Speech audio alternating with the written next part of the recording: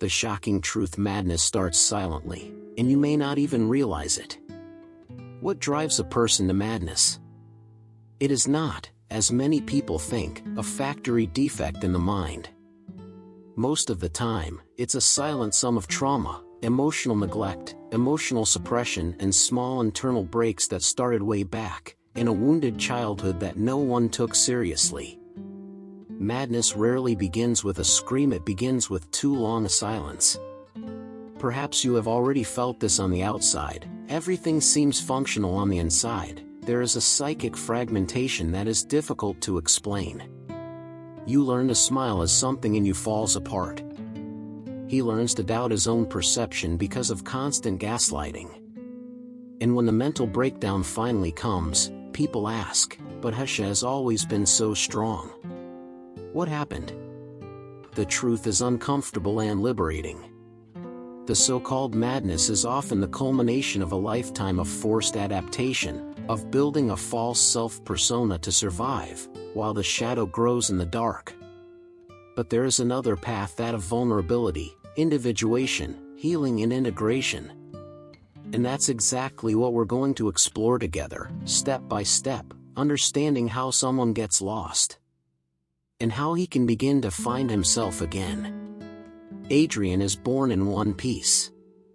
Curious, sensitive, one of those who perceive the atmosphere of the house just by the way the door closes. But it grows up in an environment marked by fear, silence, and instability.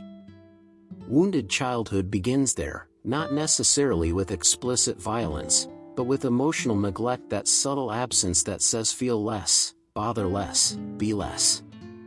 When a child lives under constant tension, the body learns before the mind. Trauma doesn't have to be a big event, sometimes it's the daily repetition of insecurity. The nervous system goes on alert, emotional suppression becomes a survival strategy.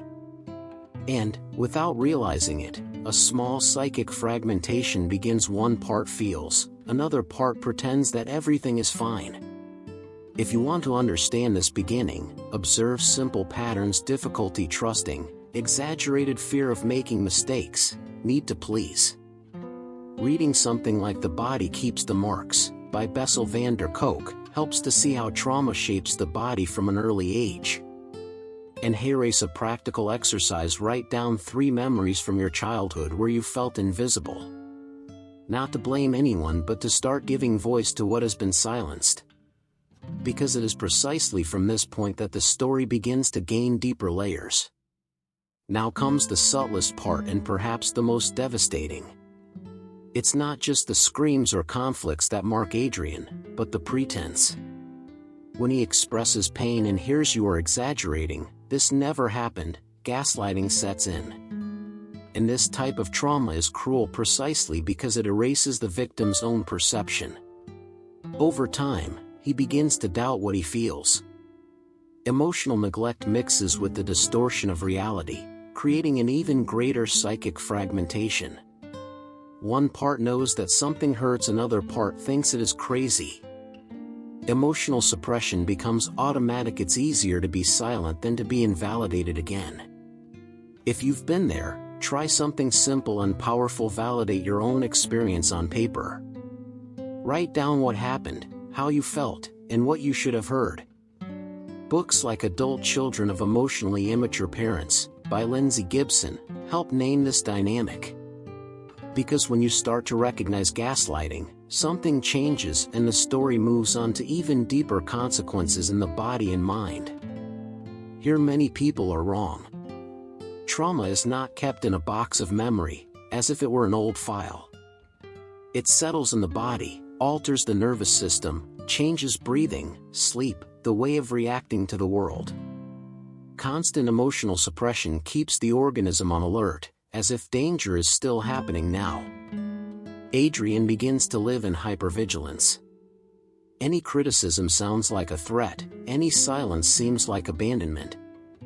The old wounded childhood is still active within him, feeding a psychic fragmentation that separates who he is from who he feels he should be.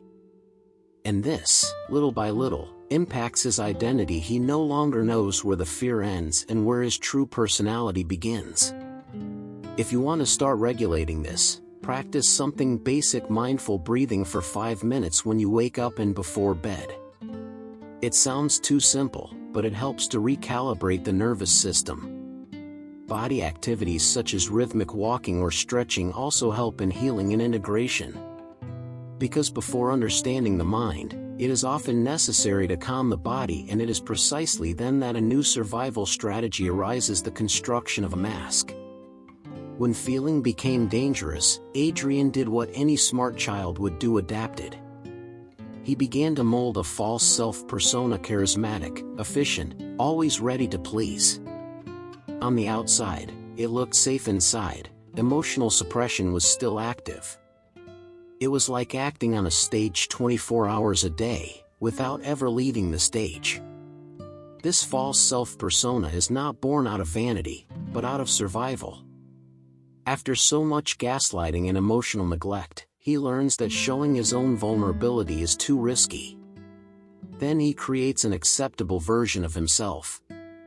But each mask reinforces the psychic fragmentation: one part lives, another observes in silence, more and more distant. Maybe you recognize this in yourself: being too strong, solving everything, never asking for help. A practical exercise? Ask yourself at the end of the day, where was I authentic today, and where did I just keep the persona? Reading The Drama of the Gifted Child, by Alice Miller, can open your eyes to this dynamic. Because keeping that mask on requires energy. And this account, sooner or later, begins to charge emotional interest. Now comes something that few people realize: Adrian doesn't just carry his own pain. He also carries the emotional heritage of the family. Unfulfilled dreams, swallowed frustrations, emotional suppression that has crossed generations. His wounded childhood didn't start from scratch, it already came with an invisible script. Many families normalize trauma and emotional neglect as things of life. Phrases like "in my time it was worse" work almost like a subtle type of collective gaslighting. And, without realizing it, Adrian takes on roles that are not as the savior, the mediator, the strong man of the house. The false self-persona is strengthened because it needs to sustain what adults have not sustained. If you want to start breaking this cycle, make a simple map of your emotional family tree. Ask yourself what patterns are repeated. Silence? Anger? Coldness? This helps in the process of individuation, which is separating what is yours from what has been inherited. Because while this heritage is not recognized, it continues to weigh and prepare the ground for more intense signs of internal wear. The problem is that no one holds a mask forever. Adrian begins to feel the first signs of weariness: persistent insomnia, racing thoughts, quiet self-deprecation. The body, already marked by trauma, begins to collect the bill. And what was just tension becomes a harbinger of mental collapse. Psychic fragmentation intensifies. He looks in the mirror and doesn't recognize who's there. The false self-persona seems too automatic, too distant. The old wounded childhood returns in unexpected emotional flashes. Small criticisms provoke disproportionate reactions, and emotional suppression can no longer hold it all back. If you notice signs like this, don't ignore it. Start with something simple: regulate sleep, reduce stimuli before bed, write down repetitive thoughts in a notebook to get out of your head. Therapy is an important step in preventing mental breakdown from advancing. Because these symptoms aren't weakness, they're warnings that something deep needs to be looked at before it boils over for good. When Adrian enters a relationship, he doesn't just take his heart, he takes his entire wounded childhood with him. The fear of abandonment is mixed with the need to be perfect. Any sign of distance activates the old trauma, and the reaction comes intense, sometimes even disproportionate. He wants to love, but the body reacts as if it were at war. Psychic fragmentation appears again: one party desires intimacy, another builds walls. Emotional suppression causes him to say it's okay when it's clearly not. And if your partner questions your perception, the old gaslighting script can be reactivated even if it's now just a projection of the past. The false self-persona tries to maintain control, but the vulnerability scares them. If you recognize yourself in this, start by practicing mindful communication. Instead of accusing, say, "When this happens, I feel." It sounds simple, but it helps in healing and integration. Reading Liquid Love by Zygmunt Bauman can broaden your view of modern bonds. Because relationships don't create our wounds, they reveal what was already there, waiting to be healed. At some point, Adrian seeks help or someone suggests a quick diagnosis: anxiety, depression, maybe a disorder here or there. And look, these labels are not wrong. But often they are just the surface. Trauma, emotional neglect, and accumulated emotional suppression remain untouched, as if they were irrelevant details. When the root is not explored, psychic fragmentation remains active. The symptom is treated, but the story is not integrated.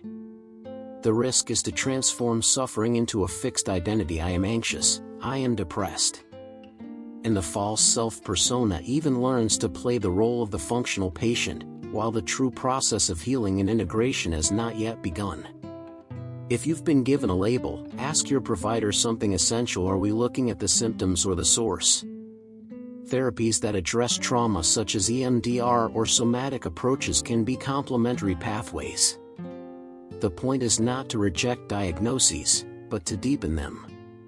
Because when the root begins to be touched, the mind reacts. And sometimes this reaction seems even more intense.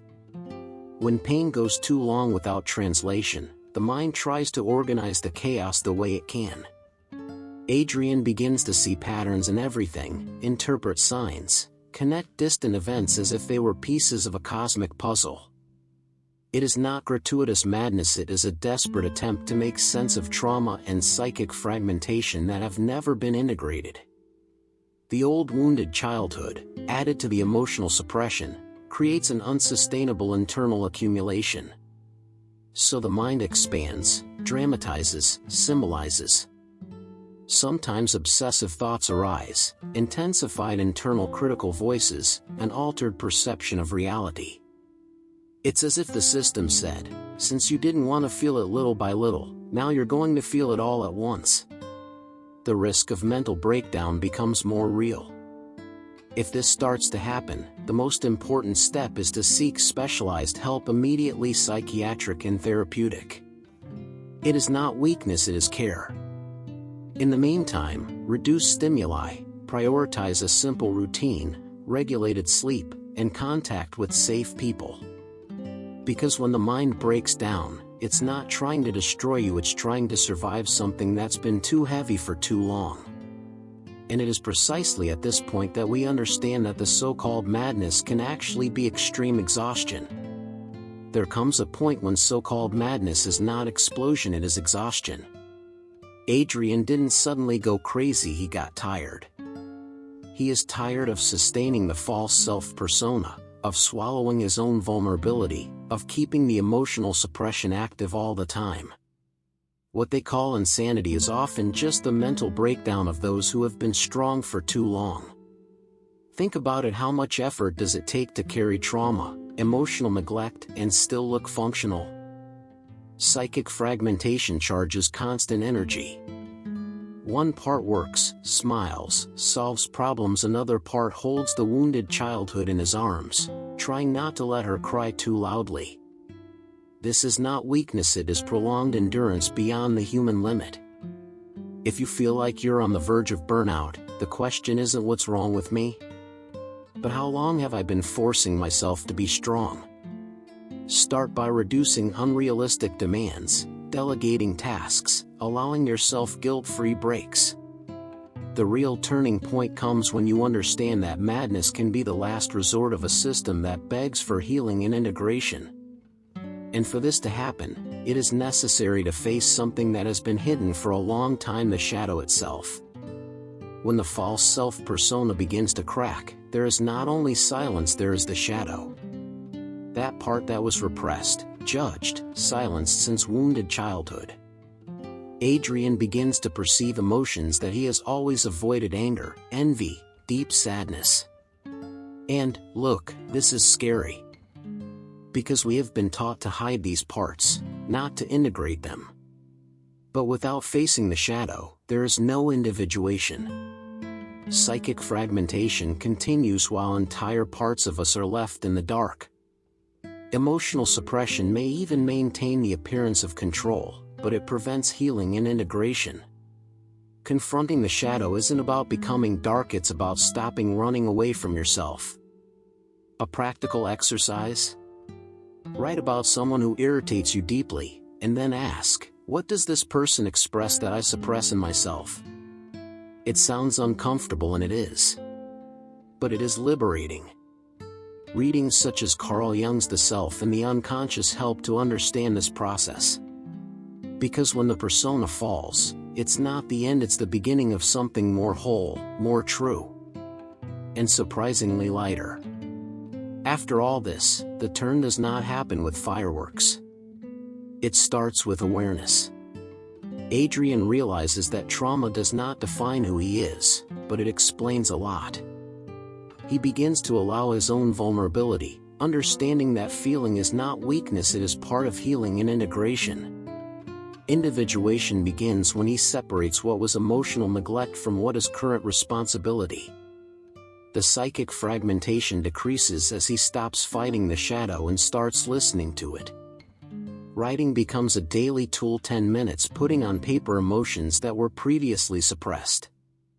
Therapy is no longer a last resort and becomes a commitment to one's own mental health. If you want to start today, do something simple: choose a memory from your wounded childhood and write a letter to yourself at that time. Not to relive the mental breakdown, but to offer the welcome that was missing. This is the real beginning of the transformation, when the false self-persona ceases to command and you begin, little by little, to become whole. After understanding this journey, the question comes back with another force: what really drives a person crazy? Is it weakness? Or is it the accumulated weight of years of unrecognized emotional suppression, trauma, and emotional neglect? How many times have you called something a defect that was actually a desperate request for care? What if, instead of fighting against history itself, you began to integrate it? What part of your wounded childhood still needs to be heard? Where is the false self-persona still trying to protect you? The transformation begins when you decide to look at your shadow itself with courage, not to blame yourself, but to free yourself. Now tell me, you're going to keep surviving? Or will you begin your process of healing and integration? If this content made sense to you, subscribe to the channel and turn on notifications. Here, we don't shy away from difficult questions, we learn to go through them together.